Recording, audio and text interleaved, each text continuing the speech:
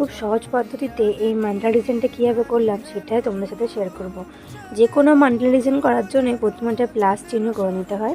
Plus চিহ্নটা করার পর আমি এখানে একটা সার্কেল করেছি। সার্কেলটা পাশে একটা মোটা করে বর্ডার দিয়ে তারপর একটা লাইন টেনে নিয়েছি। লাইনটা টানা হয়ে গেলে তার মধ্যে জিরি জিরি দিয়ে একটা ফুলের মতো ডিজাইন করে নিয়েছি। ফুলের মতো ডিজাইনটা হয়ে গেলে তারপরে আবার দুটো লাইন টেনে নিয়ে ঝিরি ঝিরি দিয়ে যেই ফুলটা করেছিলাম, ফুলের চারপাশে যে ফাঁকা জায়গাটা ছিল সেই জায়গাটাকে মেহেন্দি দিয়ে ফিল করে নিয়ে যেই প্লাস চিহ্নটা টেনেছিলাম তার কোণ যে চারটে ছিল তার চারটে কোণে আমি আমার পছন্দ মতন এখানে ফুল অ্যাড করেছি। তোমরা এখানে লোটাস বা রোজও অ্যাড করতে পারো। তারপরে যেই ফাঁকা জায়গাগুলো ছিল মিডিলে ফাঁকা জায়গাগুলোতে একটা সার্কেল করে নিয়ে তার উপরে পাতা ডিজাইনটা করে নিয়ে আউটলাইনগুলো দিয়ে দেবো। আউটলাইনটা দেওয়া হয়ে গেলে ফাঁকা জায়গাগুলো মেহেন্দি দিয়ে ভরাট করে দেবো।